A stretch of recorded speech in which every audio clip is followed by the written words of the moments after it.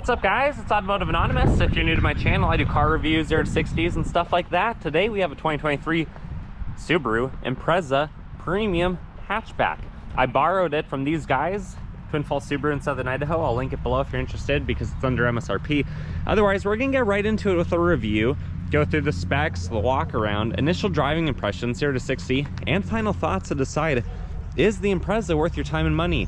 These compete against the Civic, the Corolla, and other small sedan and crossover or hatchback vehicles. So what are you comparing it to? Comment below.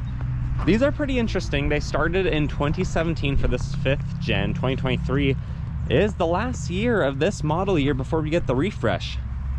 We know some things about the refresh, but we don't know everything yet. This gray is pretty cool. A base starts at about 20 grand. There's 7 trim levels between the sedan and the hatchbacks. There's 8 colors, and in the base, there's 2 transmissions, the 5-speed manual or the CVT on all the others. So there's over 60 different configurations of the Impreza for 2023, which is pretty dang interesting. They're about 15 feet long, 6 feet wide, and just under 5 feet tall. They have 5.1 inches of ground clearance with that symmetrical Subaru all-wheel drive and a 370 final drive ratio. The gas tank located on the passenger side right there is a 13.2 gallon tank. So when you're on the road trip, you're getting 36 mpg. Around town, you're getting 28. But on those road trips, that's about 470 miles of cruising between fill-ups. Not too bad for a sedan of this size. They weigh about 3,100 pounds, so they're really not too big. And then the wheelbase between the center of the front and the back wheel, it's almost 9 feet, so they're pretty well planted on the road for their size. Subaru sells about 35 to 86,000 of these a year. It has a 2-liter Boxer engine from the Crosstrek. I'll show you that in just a little bit. Makes about 152 horse, 145 torque. And it is a 5-star crash test rating with the dual eyesight cameras up top. And then this one with optional package 14. Again, moonroof, blind spot monitoring, rear cross traffic. To pin code some of those features you'll see in just a little bit. But the 205 55 16 wheels Continental look really good on those 16-inch rims. But let's hop inside. Proximity key, you can lock, you can unlock. On the door panel, you get the typical Subaru fake carbon fiber theme that's found on these Imprezas and the Crosstrek, which I actually do kind of like.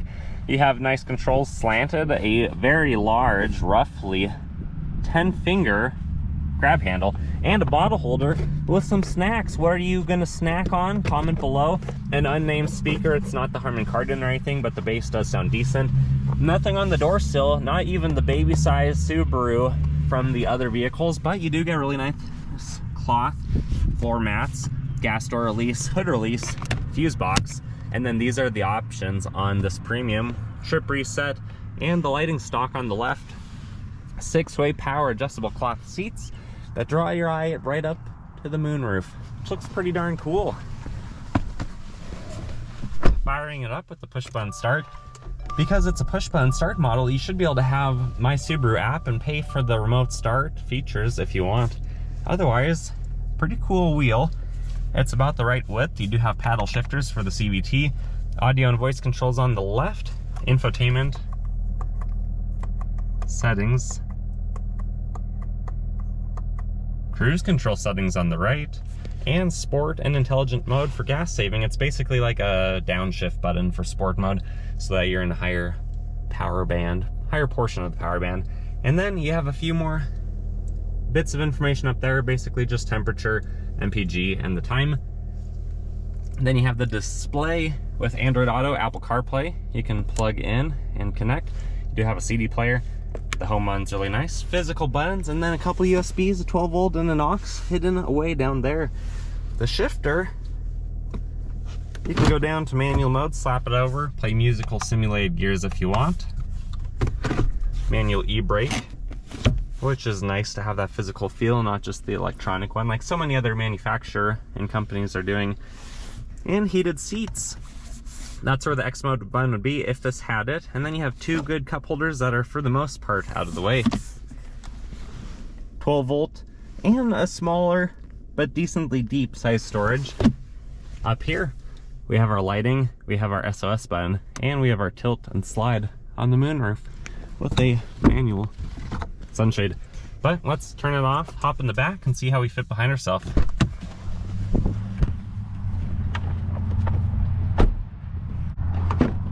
The back door panel looks very familiar. Same type of soft touch materials.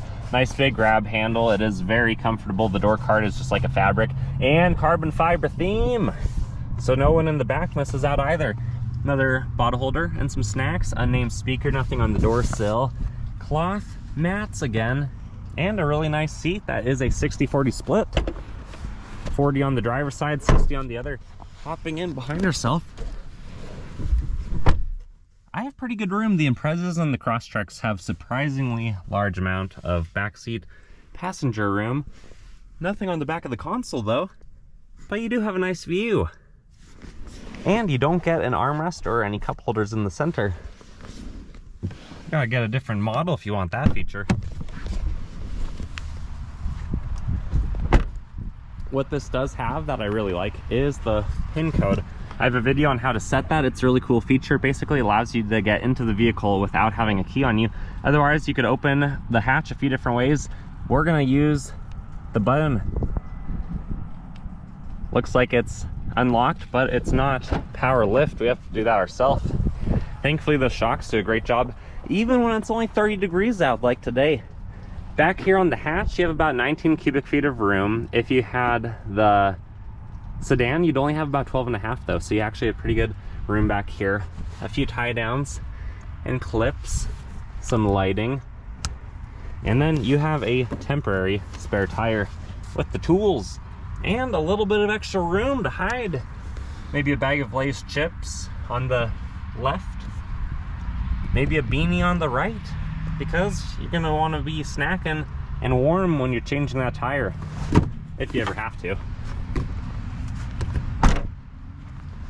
Going around to the passenger side, door panel, you guys know what they look like by now. This is the 60 split.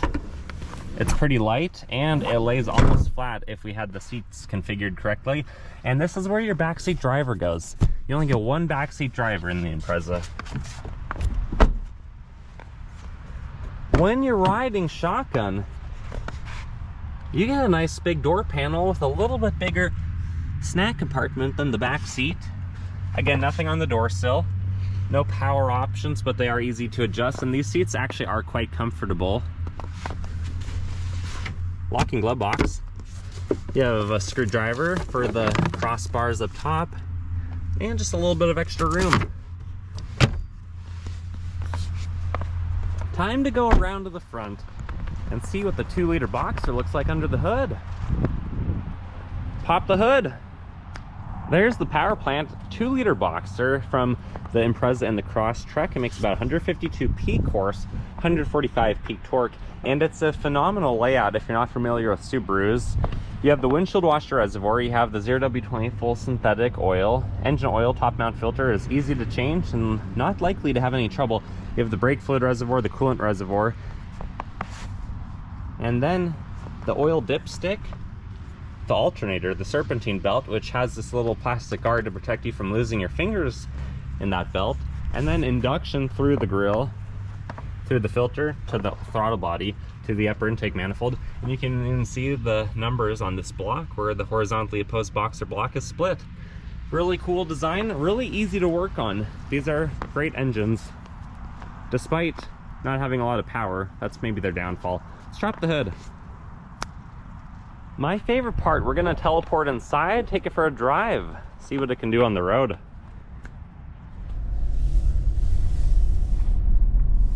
Initial driving impressions of the Impreza hatchback is it's pretty good. It feels similar to the base Impreza I drove about a month ago, but with a few more creature comforts. I like the heated seats. I like the blind spot monitoring, the rear cross traffic alert, some of those extra features you get. It's nice that you still have a CD player, because that's probably going to be gone for next year, at least on most of the upper trim levels, as we see what the next gen unveils in full totality. But blind spot monitoring, pretty decent sized mirrors, Subaru windows visibility throughout. You can see pretty decently out of this vehicle. The D-pillar in the rear is fairly wide, but the side mirrors do their job. The length of the vehicle is not too long so that the rear view mirror, as well as additionally, I do wish we had the leather wrapped wheel on this one. And comfort throughout is just fantastic. The armrest is comfortable. It's kind of that typical Subaru polymer, soft touch type of material. Same with the center console. And it basically just looks like a Crosstrek in here, minus about 3.5 inches of ground clearance. That's basically what you're riding in, like a premium Crosstrek. I know this because I owned a 2019 for 2 years, and it was a really good vehicle. If you don't need the extra ground clearance, there's not really any reason to trade off about 3 or 4 mpg in reality for the extra ground clearance. Where I live out kind of in the country like this, I definitely do value ground clearance. But otherwise, the Impreza is an incredible value, getting almost 500 miles per tank. You probably could if you're conservative with it. The CVT honestly is pretty smooth. A lot of people knock Subaru CVTs, but I've driven several dozen Subarus for 2023 so far in my reviews, and I like them. They're not too bad. They're better than some of the other CVTs I've driven. The wheelbase is almost 9 feet, so weighing about 3,000 pounds, you have pretty good stability on the road because it's pretty average width. It's not a super tall car. Wind and road noise is really not bad. I actually just hopped out of a Ford Bronco, 2023 Bronco. That thing, wind noise was horrendous compared to something like this. Being low to the ground and having all-season tires, it really cuts down on a lot of that. And having a decent amount of sidewall, even on this premium, the ride is really smooth. I feel like I have more than 5.1 inches of ground clearance. But with symmetrical all-wheel drive, you're in pretty good shape for doing what you need to do. Creature comfort is just fantastic. I like those physical buttons as well. USBs and the aux, everything that's hiding down there. Subaru knows how to make a good interior that's human-centric and focused around the driver. Let's do a little bit of an acceleration in intelligent or eco mode, just to get up to speed.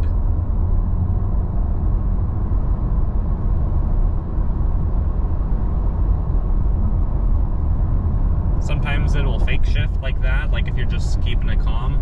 But after a few hard accelerations, the vehicle does know what to do with the CVT, and it'll usually just hold the peak power point where it thinks it needs to be. So by not downshifting, in that instance, you're probably putting power down better. And when this only has about 152 horse and just under that for torque, you really need all the power you can get. The braking is good. The audio quality of these bass speakers are decent. Because the vehicle's insulated pretty well, you don't need a whole lot better speaker, although you would appreciate it if you had one. But they're not too bad. What I do wish this had were the LED headlights. These halogens are not the best. What I've had on my Crosstrek resembles these pretty closely. And LEDs definitely do a lot better, but you can likely change out the bulbs. I actually changed out the bulbs on one of our other vehicles. I have a video from a week or two ago on that process. It was very easy and made a huge difference. Anyways, guys, we're almost to our private road. We're gonna do a 0 to 60 and then wrap things up. 0 to 60 in the Impreza, it's 29 degrees. Traction control is off, sport mode is on. Density altitude's 2,400 feet, so this vehicle is down on power, probably about 7 or 8% right now. We'll brake rev the CVT and then I'll verbalize the true 0 to 60. Afterwards, I'll show you the GPS graph. The bottom left shows without the foot of rollout. That's the way the magazine would have rated the same run. Let's go.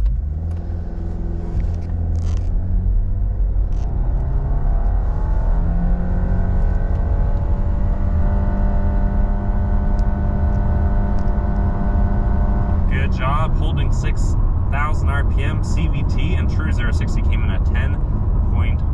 I'm sure without the foot of rollout, it's probably in the 9.7 range. Let's get to our final thoughts.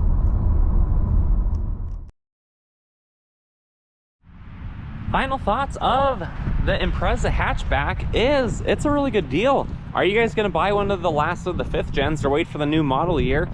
Keep in mind, this one has all the kinks worked out. Sometimes the new gens might have a few little things that need to be addressed in those first couple model years. But regardless, it's a Subaru, so that means it's safe, it's reliable. This is a good engine, the 2-liter. It doesn't make a lot of power, but it does well in what it was designed to do, which is drive a lot of miles and get good MPG. It's capable. The all-wheel drive system kicks the butts of those front-wheel drive rivals. If you live in a climate that needs it, absolutely get the all-wheel drive version. Or compare it to other all-wheel drive little vehicles like this. It's a good value at only 20 grand for a base, or 27,000 for this one with all the extra features, after destination, all season tires. You really are getting a good deal. I think Subaru does quite well offering this. And you can even get the manual transmission, so get it while you can. The only downside is you have to go with the base model for that one. But comment below, are you guys gonna get this? Are you gonna get a rival? Are you gonna get something different all entirely? Remember, the vehicle will be linked below. And if you like my style, please consider liking this video to help it get shared. Subscribe if you want to bookmark my channel and watch more of my stuff. New stuff comes out weekly. And just comment, tell me what I'm doing next. Otherwise, take care guys, I'll see you on the next one.